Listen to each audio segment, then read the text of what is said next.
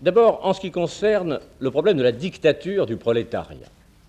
Voilà typiquement la question que les dirigeants, que les doctrinaires du Parti communiste auraient pu discuter longuement, de façon approfondie, comme ils ont l'habitude de le faire, puisqu'il s'agit d'une thèse fondamentale du marxisme, qu'il s'agit d'une référence à un des écrits fondamentaux de Marx. Or, voici que cette dictature du prolétariat disparaît en quelques jours, sans qu'il y ait eu de grandes discussions, de grandes concertations, parce que, du point de vue de la tactique électorale, il a été jugé que cette initiative serait susceptible de rassurer une partie de l'électorat français.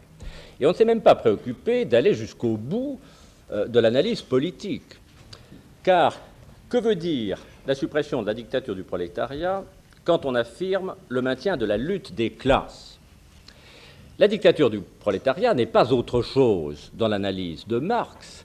Je ne suis pas marxiste au point de vue de mes votes, chacun le sait, mais j'ai le droit, comme quiconque, de connaître la pensée de Marx. La dictature du prolétariat, c'est une conséquence. C'est une conséquence de la lutte des classes. Et dans le texte célèbre de Marx, il explique que lorsqu'il y a dans la lutte des classes la victoire, la classe qui s'installe au pouvoir et qui, dans son analyse, est le prolétariat, doit, pendant une période de transition, exercer seul le pouvoir, et c'est ce qu'on appelle la dictature du prolétariat, jusqu'à ce qu'elle ait liquidé les fondements culturels et économiques de la société antérieure. Alors que signifie le renoncement à la dictature du prolétariat accompagné du maintien du dogme de la lutte des classes? La vérité, c'est que les communistes français ne peuvent pas renoncer à la lutte des classes, car s'ils y renoncent, ils deviennent sociaux-démocrates.